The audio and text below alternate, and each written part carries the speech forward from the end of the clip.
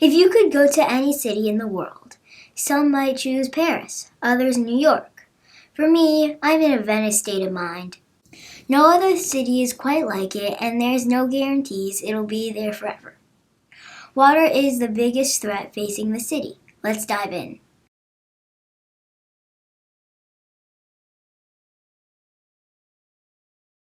The city is a UNESCO World Heritage Site and is a marvel of human ingenuity.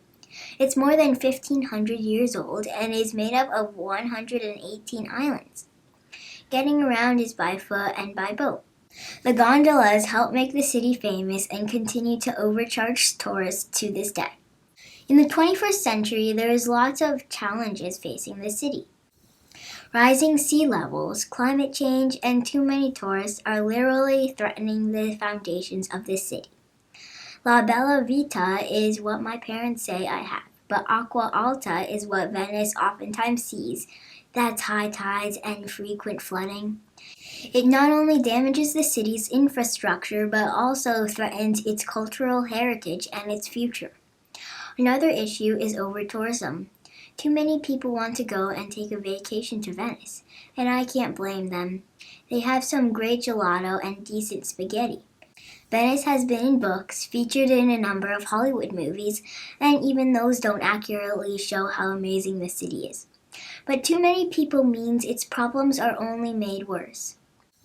To deal with tourists, Venice is now charging day tourists a fee to enter the city. This will mean fewer people coming out to the main islands. They figured those people don't spend enough money if they're not willing to at least stay in a hotel. But let's talk about the biggest threat to Venice. It's water. Studies suggest that by the end of this century, a huge portion of the city could be underwater due to the rising sea levels. So to handle these threats, Venetians are not just sitting back and enjoying their Bellinis. The MOSE project, a system of movable barriers designed to prevent high tides from flooding the city, is one step they've taken. It's incredible.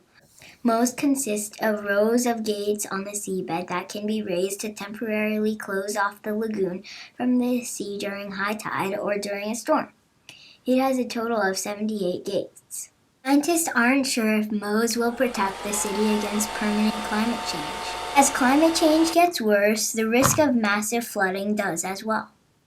There is no immediate local solution to this long-term threat, and no amount of tourist entry fees will be able to build a huge protective wall to fully keep it safe from water.